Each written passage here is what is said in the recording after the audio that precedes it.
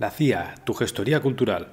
Hola, ¿cómo estás? Hoy vamos a hablar de un tema que tiene que ver con la política, la geopolítica y el arte, los sistemas de poder dominantes de un momento y los movimientos artísticos consolidados y los nombres más grandes de los artistas que luego pasan a la historia del arte. Esta relación entre arte y poder no debería ser extraña para nadie, es la norma que se ha seguido cuando se estudia cualquier historia del arte. Entonces, nos parezca bien o nos parezca mal, a mí evidentemente no me parece bien, para poder contrarrestarla, contestarla o simplemente entender ciertos aspectos del arte, es necesario comprender estas prácticas, que es algo común, es algo totalmente normal, solo que hay veces que se saben, otras veces que no, y hay veces que simplemente queda como una especie de conspiración permanente que queda en el aire. Este tipo de informaciones siempre salen a la luz, pues cuando ha pasado el tiempo ya no tienen consecuencia, es como si fuese una herencia de cacharros antiguos que te queda a ti ahí y tú coges y deshaces el nudo del latillo y empiezan a caer las cosas llenas de polvo y ya no tienen ningún valor, ¿no? Un viejo reloj de cuerdas y ya tengo un smartphone, pues me da igual y es un cachivache que en su momento debió tener mucho valor, pero ahora pues ya no. Algo similar creo que sucede con este tipo de informaciones que acaban saliendo con el tiempo. Cuando salen ya no molestan o ya no tienen ningún tipo de valor porque ya está consolidado todo y ya toda la sociedad ha aceptado pues estos movimientos artísticos, estas influencias. Bien, nos vamos a centrar en las prácticas de la CIA dentro del mundo cultural. Si estás aquí seguramente ya conocerás la famosa anécdota de que la CIA creó el expresionismo abstracto norteamericano. Esto es cierto, pero tiene muchos más matices, hay mucha información y hay ciertos aspectos que normalmente no son tratados en esto porque simplemente circula esto como una especie de la CIA crea esto, vale, bien, es así, pero no del todo. Entonces hoy vamos a profundizar en este tema, y no solo en el arte, sino también en la literatura o en el cine. Quédate porque es un tema muy interesante y que sigue afectando a día de hoy y que el mundo actual nuestro sigue funcionando igual. Entonces esto ejemplifica muy bien ciertos secretos del mundo del arte que hay gente que cuando estudia pintura o literatura pasa por alto y que pues importan bastante, tienen bastante peso, la verdad. Así que allá vamos.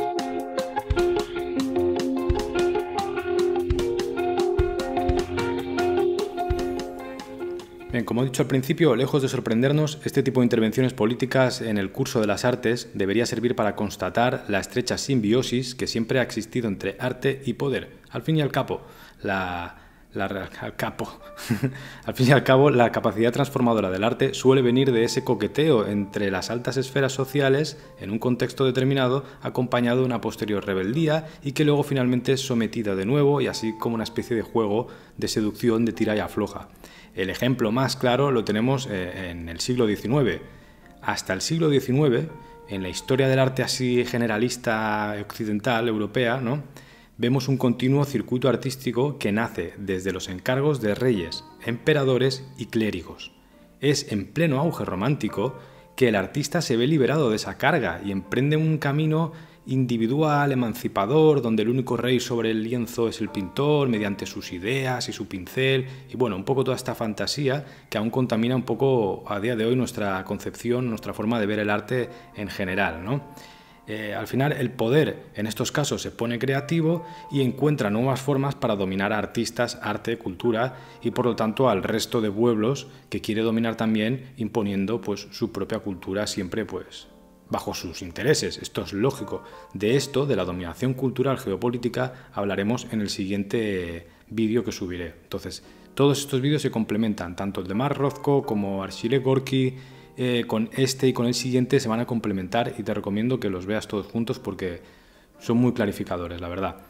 Entonces, toda la información, la mayoría de información que voy a tratar está basada en el famoso libro de Francis Stonor Saunders, que salió a la luz en 1999 y en el cual se hacía una profunda investigación, que luego también fue corroborada por la CIA oficialmente, donde se relacionaba el expresionismo abstracto, liderado por Jackson Pollock, y la CIA, ¿no?, como una parte de una campaña dentro del contexto de la Guerra Fría.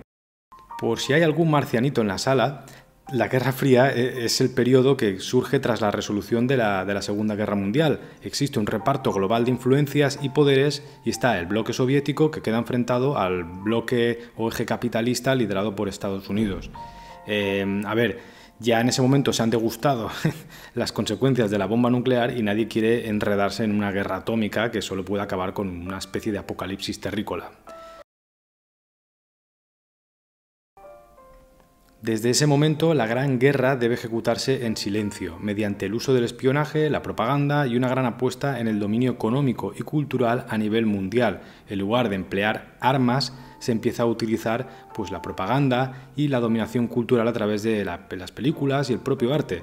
Esto es algo que vivimos a día de hoy en todo el mundo, y el ejemplo lo digo en todos los documentales, ¿no? Como nosotros, siendo la otra punta del océano, tenemos una cultura basada en la cultura norteamericana, en sus propios institutos, en sus películas, en sus héroes, en su forma de ver el mundo, ¿no? E incluso no nos es ajena, sino que la idealizamos y la gente quiere ir y vivir como viven ellos, aunque sepamos que todo no funciona así, se haya criticado desde dentro, ¿no? Pero bueno, este es un poco el contexto.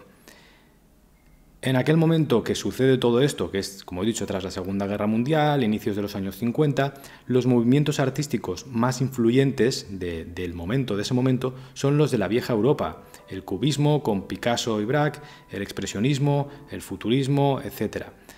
Y están coqueteando todos estos movimientos peligrosamente, desde el punto de vista yanqui, con el comunismo y las ideas asociadas a la izquierda, que ya sea con tintas fascistas, soviéticos o lo que sea, al final es como está fuera de los intereses que ellos tienen políticamente. En ese momento, casi todo el mundo del arte o de la intelectualidad está virando hacia ideas de izquierda. Entonces, lo que importa aquí es que todos estos artistas en general están lejos de lo que busca instaurar a nivel global, a nivel cultural mundial, los Estados Unidos. Y claro, ellos tienen su nuevo campo de juegos, tienen la batuta del mundo y les empieza a pertenecer y tienen un poco la sartén por el mango. Entonces pueden empezar a decidir qué es arte y qué no, o qué arte va a ir mejor para sus propios intereses, y eso es lo que acabarán haciendo.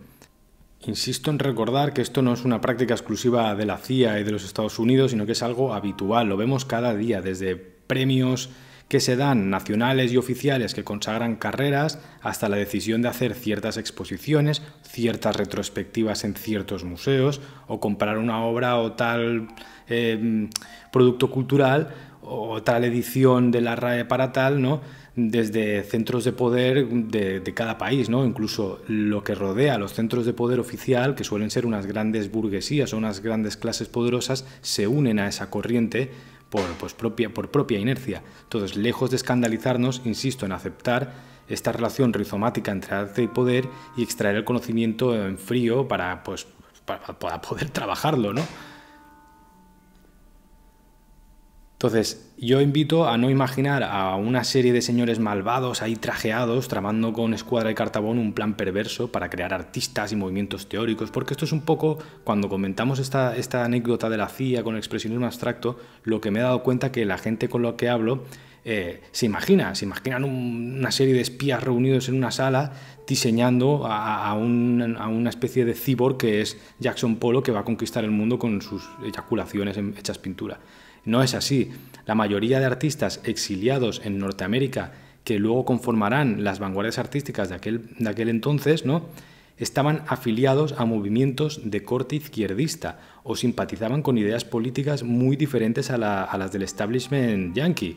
Y de hecho, durante el periodo conocido como macartismo por el presidente McCarthy, estos artistas eran acusados públicamente como agitadores enviados por los soviéticos para pervertir o dañar la imagen del pueblo norteamericano, porque claro, los consideraban como payasos que pintan mal.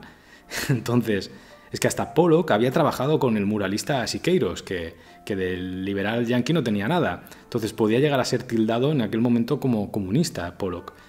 Entonces, por eso insisto en que el papel de los servicios de inteligencia, como la CIA, consistía en dirigir, potenciar, orientar o fomentar lo que ya estaba sucediendo para así someterlo a sus ideas e intereses propios.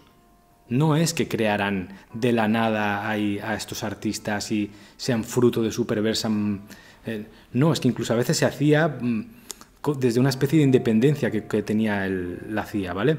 Entonces, el mejor ejemplo sería imaginar a un grupo de publicistas que les dan un producto y pueden ver el potencial comunicativo de eso en lo que tienen que trabajar, de ese producto. Y fue así como estos espías o agentes secretos de la CIA vieron en el expresionismo abstracto una idea simplificada y fácil de manipular del liberalismo.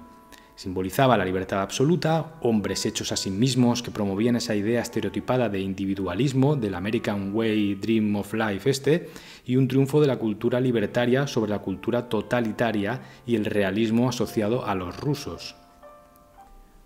Bajo ese prisma, los artistas se convirtieron en una, entre comillas, sutil arma propagandística.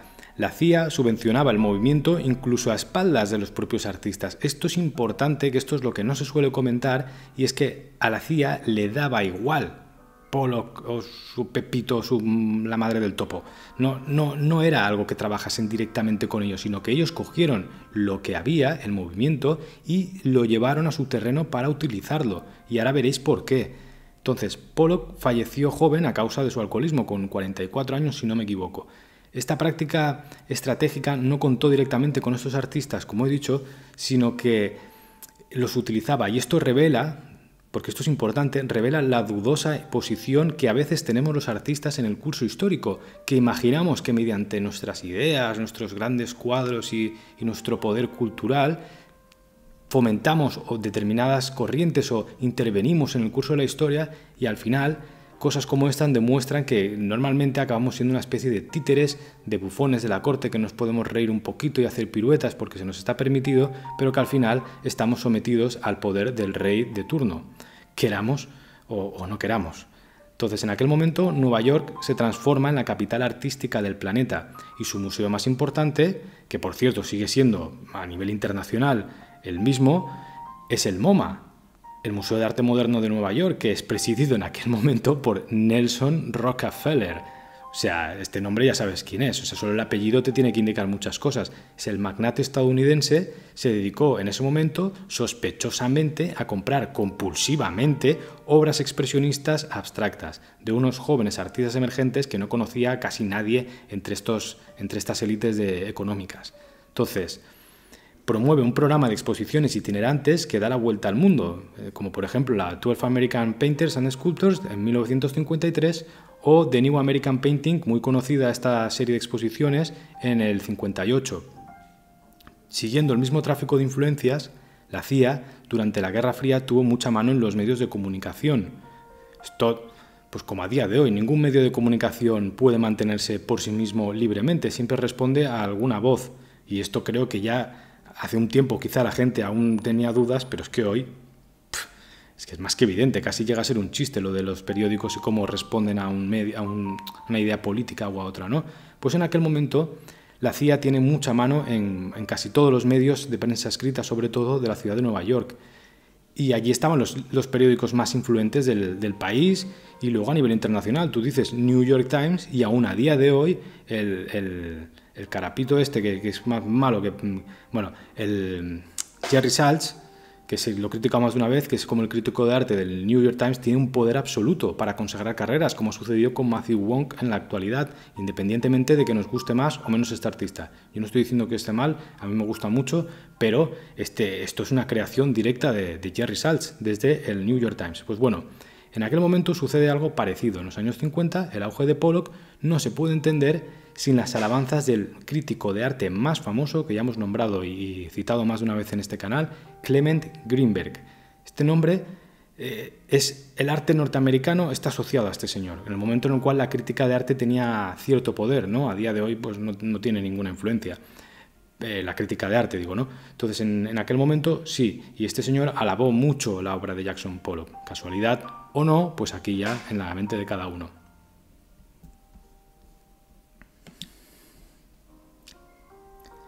La cantidad de tiempo y de dinero que se invirtió en consolidar este movimiento fue ingente, y no solo revela el poder interventor político, sino que delata el funcionamiento real del consumo artístico. De repente, la ciudad de Nueva York veía sus núcleos de poder inundados de cuadros abstractos, grandes edificios, hoteles, oficinas, la propia sede de la CIA, colecciones de próceres de la ciudad, de gente con pasta. Todos los lugares de poder tenían que poseer y decorar sus habitáculos con estos grandes lienzos llenos de pintura derretida o minimalista. Con el tiempo, también se reveló que la CIA había destinado muchísimo dinero en financiar las sedes del Congreso por la Libertad de la Cultura, una entidad formada y promovida por el gobierno estadounidense que repartía sedes por todo el mundo, plan como setas, las iba plantando por ahí con un claro afán de intervenir culturalmente y de establecer una posición de dominio mediante la cultura dirigida desde el propio Estado, desde el imperio. Su función era organizar congresos, conferencias, conciertos, exposiciones de arte y, sobre todas las cosas, editar libros y revistas que tuviesen mucho prestigio e influencia en cada lugar donde ubicaban la sede. ¿Esto no te suena de nada? O sea, el oscuro mundo de los papers académicos, que sigue siendo el motor que consolida ciertas ideas y movimientos a día de hoy, o el funcionamiento de las revistas científicas a nivel mundial, es que es exactamente lo mismo, es igual, es exactamente el mismo procedimiento y pues ahí está, como si fuese el comer con un tenedor. Entonces, insisto en no echarle como pegamento a estas estratagemas políticas y enganchar solo a los artistas, porque esto es muy importante, esta es la clave de este vídeo. Estos artistas, si ya has visto el de Rothko quizá lo tienes más claro, si no, pues quizá no lo tienes tan presente. Estos artistas, la intención final de la mayoría de pintores abstractos expresionistas cuando nacen estos movimientos es precisamente contestar a la extrema politización del arte por parte de las vanguardias, de ejemplos como el de Picasso siendo contratado para pintar un pabellón por parte del movimiento comunista en contra de cuando en realidad todo aquello eran encargos políticos, ¿no? Entonces, los artistas quieren recuperar esa independencia intelectual del romanticismo. ¿Vale? Esto, claro, ¿qué tiene que ver esto con la CIA? Pues nada, evidentemente es lo contrario, aquí viene la paradoja. Mediante la eliminación de la figuración, ya sea en forma de cubismo o en forma realista, se reivindica un arte que no podía ser sometido a una ideología política o discursiva. Ellos creían que si eliminaban cualquier motivo reconocible por el lenguaje, por las personas, pues entonces adquiría una libertad única y no podía ser sometida a esa obra de arte. Esto es lo que ellos creían en aquel momento y lo tienes que entender para apreciar ese arte, porque no es lo mismo que ver un cuadro abstracto a día de hoy. Entonces, de ese modo, la pintura no podía ser sometida ni al caballete ni a la pincelada corta tradicional, buscaba transgredir el manual del arte tradicional. Quería llevar la pintura al suelo con otras herramientas, quería reventarlo todo. Entonces eran tiempos de jazz, de la belleza en el caos como símbolo de libertad, y claro, ¿qué pasó? Error. Lo que se acabó logrando fue vaciar de contenido al lienzo y dejarlo en blanco para que el poder político de turno llegase y grabase su nombre en él con total libertad, que fue lo que pasó. En el momento en el cual, como he dicho, esto está sucediendo a nivel intelectual con artistas que eran de izquierdas o afines a movimientos izquierdistas, con sus propias ideas de pensamiento que eran muy evolucionadas para el momento, que esto es lo que se le escapa a la mayoría de gente al apreciar el arte abstracto de aquel momento. Siempre hay que ubicarlo en ese contexto. En ese momento ellos están haciendo eso y claro, ¿qué acaba viendo la CIA desde el sistema de poder? Un lienzo en blanco para hacer lo que les dé la gana. Cuando han dejado la figuración fuera y no puedes meter, por ejemplo, a un montón de gente con pistolas matando a un niño pequeño, y ese niño pequeño es claramente pues, de un partido político, de una etnia o de lo que sea, ya no puedes denunciar nada porque queda el lienzo totalmente en blanco. Yo puedo llegar y decir que esto es la libertad mía, o puedo decir lo que quiera yo y apropiármelo. Y esto fue lo que pasó. Se apropió la CIA del expresionismo abstracto, no lo creó de cero ni hizo con arcilla estos artistas aliens, ¿no? Entonces, creo que el mejor ejemplo para entender este contexto son las fotos de Hans Namuth en el estudio de Pollock para la revista Life, una de las revistas más influyentes de aquel momento y de donde iban saliendo incluso fotógrafos muy conocidos que ya hemos tratado pues, por aquí. Entonces, estas fotos, el artista Pollock aparece en vaqueros, todo manchado de salpicaduras, como si aquello fuese un taller de coches, con un pit en una mano y echando la lefa pictórica en el lienzo tirado de malas maneras en el suelo. Encima, el bote de pintura no es un tubo de óleo fino, es una cochina lata de pintura industrial. Esto es totalmente transgresor. Esta es la típica imagen cool contemporánea de un artista en su estudio ahora, pero en los años 40, 50, esto no era normal. Entonces la imagen estandarizada del artista en Estados Unidos en los años 40-50 llegaba desde Europa y acostumbraba a ser una imagen con artistas vestidos a la moda burguesa, con trajecitos, con caballetes, bien limpitos, los cuadros enmarcados en pan de oro mientras se va cargando los detalles de un cuadro, o llevan una batita para protegerse de la pintura.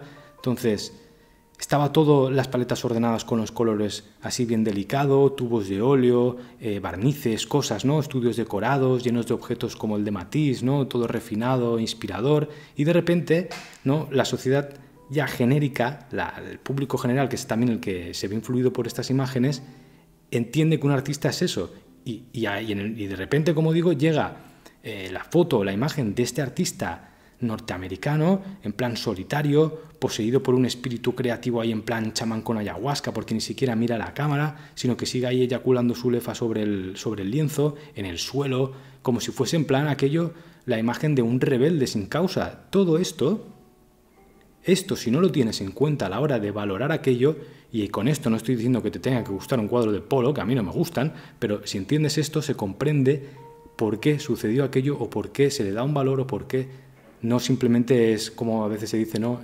Caca. Vale. Entonces, desde mi punto de vista, esto es mi opinión personal ya, aquí si quieres no hagas caso, la configuración de icono social o adolescente o rebelde es donde reside la clave del éxito posterior de este tipo de artistas. Porque una cosa es consolidar a nivel museístico, institucional o en las cápsulas de poder los cuadros de estos artistas. Eso es una cosa que puede tener mucha influencia o puede tener un resultado bastante a corto plazo, bastante fijo, y no siempre es una garantía de algo. Un ejemplo muy bueno es los típicos cuadros de caza o de retratos de nobles de otros siglos pasados, que al final siguen estando en grandes colecciones y la gente los ve por ahí, pero les da igual, no han tenido ninguna trascendencia y siguen ocupando espacio hasta que un día sean eliminados.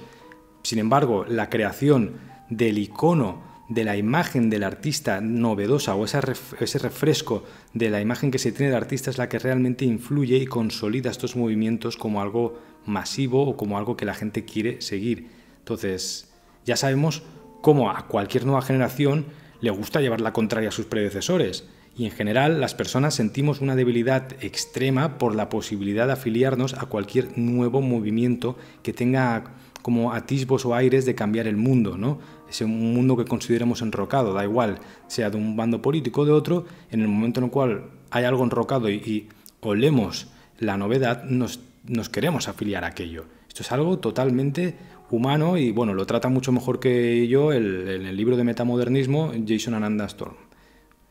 Incluso desde nuestra nueva pretendida superioridad moral e intelectual, a la hora de juzgar el arte, porque ya a toro pasado, claro, nos lo vemos y decimos caca, ¿no? Pues porque además conocemos esto que ha pasado con la CIA y nos sentimos como ya superiores para juzgar aquello. Pero yo pienso, sinceramente, que si esta misma situación se repitiese en nuestro contexto, con otra estética o con otro escenario, volvería a pasar lo mismo. Y de hecho creo que pasa lo mismo muchas veces. Simplemente, claro, es lo que insisto en recordar, la imagen del artista en su estudio de París, recargado con pan de oros, pintando con traje de burgués del momento, tal, y de repente tienes aquí a Pollock en camisita de rebelde sin causa, en plan actor de Hollywood moderno de la época, con la nueva cultura adolescente en auge y echando pintura industrial ahí en el suelo. Como esto marca generacionalmente más de lo que creemos. Y falta que un artista de 30 años, apadrinado por vete tú a saber cuántas galerías o museos del Estado, se muestre de una forma estética novedosa en redes sociales o cool para que una nueva hornada de veinteañeros asimilen su pintura sin necesidad de cuestionar o reflexionar alrededor de ella. Yo creo que esto pasa a día de hoy igualmente. Entonces, es un punto muy interesante de analizar porque son cosas que se nos suelen escapar bastante. Y esto ya va más allá del cuadro. Todos los movimientos artísticos tienen este componente de estético superficial, porque al final también son llevados o perpetuados por gente más joven a la cual pues estas cosas le importan muchísimo menos, ¿no? De todas formas, insisto en recordar un ejemplo bastante claro que también se suele pasar por alto, que es, por ejemplo, Las Meninas era un retrato real, cortesano a más no poder, y se disfruta igual. Podría ser pues haber retratado a Velázquez una corte de saltimbanquis y pues tampoco acabaría de pasar mucha cosa, ¿no? Entonces caer en la superficialidad de los entresijos artísticos, de qué ha pasado, tal, y por eso es menos valioso, no tiene sentido, a veces nubla la visión de aquello que hay en el fondo marino y que hay que escarbar para sacarle sustancia. Entonces yo creo que si sabemos observar con criterio, veremos que esa actitud rebelde o transgresora, que inicialmente guardaban los pintores abstractos expresionistas, aplicada a nuestro contexto actual, a más de uno y una le parecería atractiva, y no solo atractiva, sino que le encantaría alabarla. Bien, si te has dado cuenta, trato de hablar de las facetas históricas, sociales, políticas que acompañan al arte, además de sus flujos e intervenciones en la sociedad, y dejo bastante de lado el apartado meramente estético, que ya pues creo que recae bajo tu responsabilidad, de si te puede gustar un cuadro de uno de estos artistas o no. De modo que puedes apreciar el arte de un Rothko o de un Pollock porque ya está incluido en esos cánones estéticos y artísticos e historiográficos, aunque sus cuadros te parezcan una porquería. Y dejo esta aclaración, que creo que no debería ser necesaria, pero viendo los cortocircuitos neuronales de mucha peña en internet y de comentarios, pues lo dejo claro por si acaso. Luego, os dejo una cita aquí de Donald Jamieson, miembro de la CIA, que está recogida en el libro de Saunders, donde he dicho que he sacado mucha de esta información y de donde sale la anécdota esta de la CIA creando el expresionismo abstracto. Nos habíamos dado cuenta de que era el tipo de arte que menos tenía que ver con el realismo socialista, y hacía parecer al realismo socialista aún más amanerado, rígido y limitado de lo que en realidad era. Bien. Hasta aquí el expresionismo abstracto, Pollock y la CIA. Es algo que mucha gente conocía, pero espero que con esta información añadida pues le tengas otra visión, una visión más completa. Me gustaría dejar aquí también un easter egg que no es tan conocido quizá, o sí, depende de a qué te dediques, pero en la literatura existe la figura de George Orwell, que es una especie de Pollock para la literatura, ¿no? En este caso, el famoso novelista británico George Orwell, lo conoces seguro, también colaboró, y este sí directamente, o sea, este no es que lo cogieran, porque ya te digo, a Pollock no lo tenían como una marioneta, sino que es que se utilizaba su figura incluso después de muerto, ¿no? Con Orwell pasó algo parecido, pero él sí que participó con los servicios de inteligencia del bloque anglosajón, porque bueno, los servicios británicos, la CIA, estaban bastante relacionados. Tras un periplo global, que incluye una breve estancia en España durante la Guerra Civil, que dio fruto a su famoso homenaje a Cataluña, el escritor fue alternando sus visiones políticas del mundo de un punto a otro hasta que se acabó encontrando muy cómodo entre los planteamientos liberales estadounidenses, o más bien entre el antiestalinismo de la Guerra Fría. Y tal es así que la CIA pagó de su bolsillo la película basada en su novela más conocida por aquel entonces. En aquel momento no había escrito en 1984 aún, sino que había escrito Rebelión en la Granja. Era una sátira en forma de fábula clásica contra el poder, donde los animales se rebelan contra los humanos. El mensaje pues era muy universal, muy inocente y aparentemente muy loable y educativo, tanto que se instauró como una lectura casi obligatoria en todos los colegios y a día de hoy, o durante mucho tiempo lo ha sido. En la parte anglosajona, Rebelión en la Granja y el colegio son sinónimos. Aparentemente esto es pues bien, ¿no? No tiene mayor... se ve bien. Pero claro, tú haces una lectura más afinada, conociendo el contexto en el cual es escrita la novela, y el mensaje es claramente antiestalinista. Al final los cerdos, y no otros animales, terminan por dominar al resto. La metáfora del libro se refiere al proceso de revolución forzosa que instaura a la élite soviética sobre el pueblo, para luego volver a dominar a ese pueblo que ha obligado a hacer la revolución en su nombre. De modo que la lectura queda abierta en sigue tu propia revolución sin escuchar cantos de sirena, o en plan modo pesimista, da igual lo que el pueblo haga, que siempre acabará dominado por un poder u otro. Pues después de que pasa el tiempo, la CIA llega y ve otra vez aquí un potencial muy suculento, muy jugoso. Entonces contratan o utilizan a Louis de Rochemont como una pantalla, porque este director de cine contacta con la empresa Halas & Butler, que era una empresa nacida en los 40 en Gran Bretaña para dar salida a la propaganda bélica de Gran Bretaña en aquel momento. Y el director trabaja directamente, claro, para la CIA. Entonces, la CIA es quien está realmente poniendo la pasta, no el director ni su productora. Y el film finalmente se rueda con un alto presupuesto, un montón de animadores, en plan gran producción. Y la CIA decide alterar un poco la novela y adaptar el guión para que se potencie más ese mensaje que está buscando en contra del estalinismo y de mensaje claro durante la Guerra Fría. Luego, unos papeles de la Agencia de Inmigración Británica revelaron que George Orwell había delatado a 125 intelectuales de carácter progresista. Él iba filtrando información de gente de sus círculos cercanos y los delataba tanto a la CIA como al servicio británico, para que así se siguiesen de cerca o viesen a ver qué relación tenían con el comunismo. Años después de Rebelión en la Granja, Orwell publicará en 1964 quizá la novela más conocida a día de hoy y todo un clásico de las letras, porque también la propia CIA se encargó de difundir y de consolidar su edición norteamericana, que fue la que verdaderamente fue un éxito, casualmente. Entonces, de nuevo, este caso sucedió como con el expresionismo abstracto. La novela de Orwell puede ser leída bajo un prisma de crítica social del consumo o incluso en la actualidad tiene una relectura de crítica a la era de vigilancia nuestra. Lo que está claro es que esto no importaba en el momento en el cual se utiliza, porque eso no existía la posibilidad de ese momento. Lo que pasaba en el momento que se hace este libro es que, de nuevo, está escrito bajo una clara intención anti-estalinista, anticomunista, a más no poder. Ese es el fin del libro. Luego ha dado la chiripa que, mira, pues aquí lo hemos podido interpretar como bien ha venido. Y por si no estaba clara la intención politizada de Orwell, para esta novela es un artefacto político, no es una novela. Y de su puño y letra quedó constancia de que su próxima novela, que era 1964, se iba a basar en Nosotros, del escritor ruso Yevgeny Zamyatin. Tras escribir una reseña de la novela que había leído en edición francesa, porque claro, Zamyatin había tenido que huir de Rusia porque ahí estaba censurado y bueno, con un contacto creo que con Gorky consigue pasar y tener un permiso para emigrar a Francia y allí sí que la publican la novela en francés. Zamyatin escribió Nosotros en 1920. Se trata de una novela ambientada en una sociedad futura donde la vigilancia y la represión por parte de un Estado es total. Es decir, es exactamente el mismo argumento, la misma base del Mundo Feliz y de 1984, pero escrita por un tipo que es de otro universo, que no es occidental y que por lo tanto no cuenta para nosotros. Es así. Y ese es el motivo por el que literalmente la obra acaba siendo fusilada por Huxley y Orwell, que esto, no es ninguna conspiración. Las documentaciones y de puño y letra de Orwell, él lo ha dicho cuando la leyó y se ve cómo está trazado el cómo directamente pues coge la novela y la adapta para su mensaje antiestalinista. La novela originalmente de Zamyatin está hecha para criticar las revoluciones bolcheviques en el momento en el cual él las está viviendo en primera persona.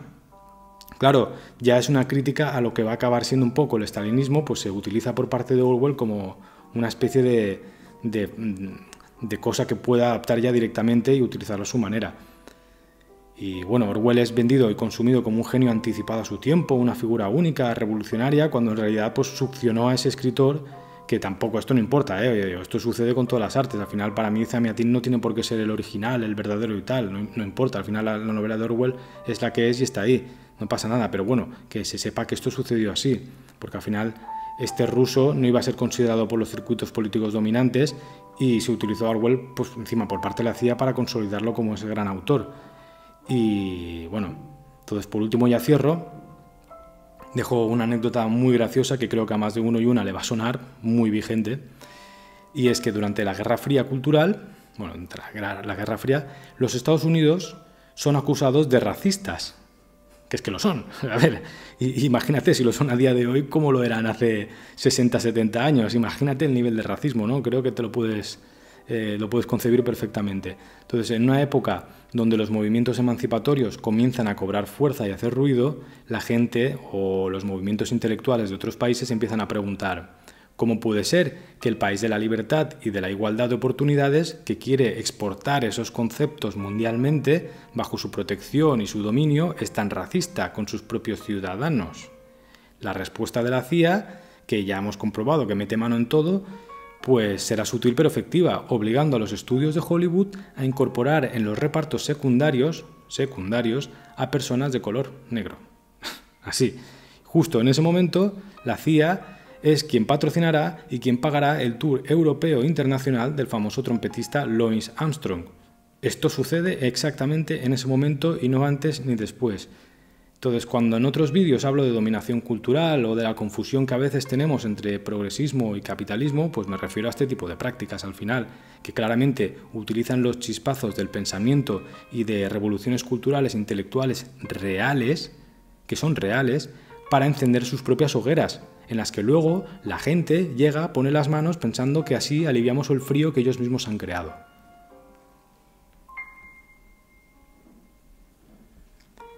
Y bien, para cerrar dejo una cita de la novela original de Zamiatin, en la cual están basadas estos dos grandes clásicos de Un mundo feliz y de 1984, que también esto lo quería citar bastante porque es un ejemplo de cómo funcionan muchas veces las letras, las artes, que al final los nombres que leemos no hay que mitificarlos porque siempre todo es una historia de conexiones más compleja y hay veces que hay muchas injusticias de este tipo. Aunque al final nadie cree nada originalmente, pues sin querer pasan estas cosas y hay veces que la gente lo obvia, ¿no? Odio la niebla, la temo. Le contesta, por eso la amas, la temes porque es más fuerte que tú, la odias porque la temes, la amas porque no puedes dominarla, pues solamente cabe amar lo indomable. Bien, cerramos aquí ya y mi comentario personal, pues eso, que espero que te haya ayudado a comprender mucho mejor esta famosa anécdota que yo creo que ya a día de hoy la conoce casi todo el mundo. La de Orwell creo que no la conoce tanta gente, especialmente dentro del mundo del arte, por eso quería juntarlas porque son lo mismo. Y la de, bueno, el papel de cómo utilizar las nuevas ideologías o los nuevos movimientos identitarios por parte de los sistemas dominantes es algo que sucede hoy en día pues en Netflix, en toda la cultura, y es una hipocresía que lo que hace a veces es empañar el verdadero poder reivindicativo que tienen estos movimientos, que deberían tener una trascendencia real y que a veces se acaban utilizando como una estética o una skin para callar voces o para dejar contento a una mayoría de gente que tampoco acaba de comprender qué hay detrás de todo esto. Esto es lo que acabó pasando con el expresionismo abstracto. Eran gente que ideológicamente tenían algo muy potente y se fue de las manos, se cogió y se utilizó. Entonces espero que también se pueda entender mejor aquel movimiento que mucha gente no comprende. La mayoría de la gente ve cuadros abstractos de esta época y hace popó. Y bueno, pues esto me parece fatal, evidentemente, porque se puede extraer muchas cosas. No es que a mí tampoco es que me apasione el arte abstracto y los vea y me flipen, pero creo que tiene mucha sustancia.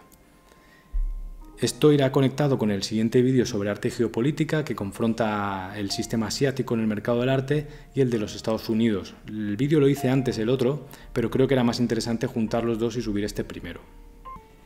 Por cierto, hay gente que una vez descubierto esta faceta de Orwell como un personaje sucio o que era traicionero, ¿no? Y que había delatado a gente o que al final había copiado la novela de Wee, de nosotros, de Zamiatin, que trabajaba para la CIA, que la CIA le montó todo. Es como que una vez descubierto pues se les cae ese mito porque Orwell es un clásico literario muy admirado por las relecturas que ha tenido y creo que tampoco se trata de eso, ¿sabes? ¿No? Yo he escuchado en algún lado que se criticaba mucho, en plan, que no se lean novelas para...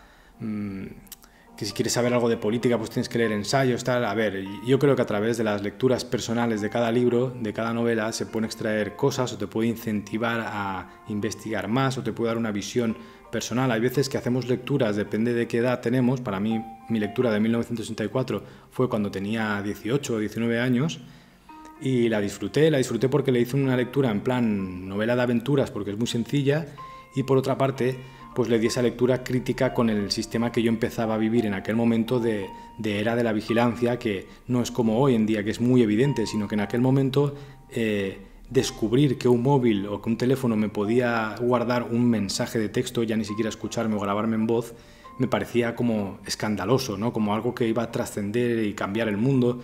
Y luego ha pasado el tiempo y aquí estoy, que yo creo que la cámara me está grabando ahora mismo y me suda la cebolla. Creo que estamos en ese punto todo el mundo, ¿no? O sea, el móvil sabe más de yo que yo mismo, ¿no? Como en plan lacaniano. Pero bueno, creo que la literatura al final se sobrepone con el tiempo, se adapta, se moldea de muchas maneras y cada uno le suele dar una lectura. Y la literatura tiene algo que no tienen los ensayos, que es que permite cierta distensión, cierta relajación, y potencia a veces la imaginación. Por lo tanto, ciertas ideas, por muy claras que estuviesen, como la de Orwell, se acaban transformando e interviniendo también con el momento de vida que estás, con lo que piensas, y claro que tienen un gran poder, pero creo que ese poder es más abstracto que con un ensayo que quizá está todo mucho más claro, y al final la literatura tiene cierta libertad o cierta capacidad de evocar, incluso para ir a la contra, que no se debería como desprestigiar de esa manera. Al final, ¿qué más da? Quiero decir, yo tampoco ahora yo no me he leído la novela de Nosotros de Zamiatin, porque es que tampoco es algo que consigas fácilmente, y al final lo que ha quedado es la de Un mundo feliz y la de Orwell y sus sucesiones, interpolaciones, yo qué sé. Que yo no lo vería tan radical este tipo de visiones, y eso pues sirve para cuando te das cuenta o cuando sabes estas cosas, pues ponerlas en contexto, valorarlas y gestionarlas, pero no por ello pues ahora de no lo leas porque qué tonto eres que te has comido el truco de la CIA. Pues a ver, el truco de la CIA, si te pones a ver como que el expresionismo abstracto es un engaño de la CIA y la novela de Orwell también y te quieren manipular, estarías que toda la cultura que consumes pues eres tonto perdido porque toda la cultura funciona igual, ¿no? Entonces aquí está la capacidad de cada uno, la información que tiene o la visión crítica que pueda tener para navegar entre todas esas contaminaciones que siempre existen y son inevitables, ¿no? Bueno, aquí dejo como el speech este final y nada, espero que lo hayas disfrutado, que lo comentes porque es un tema muy polémico, que no se suele tocar la política juntada con el arte y que lo veo muy interesante. Y que si no, pues le des like si te ha gustado o has llegado hasta aquí. Buenas noches o buenos días, en mi caso buenas noches.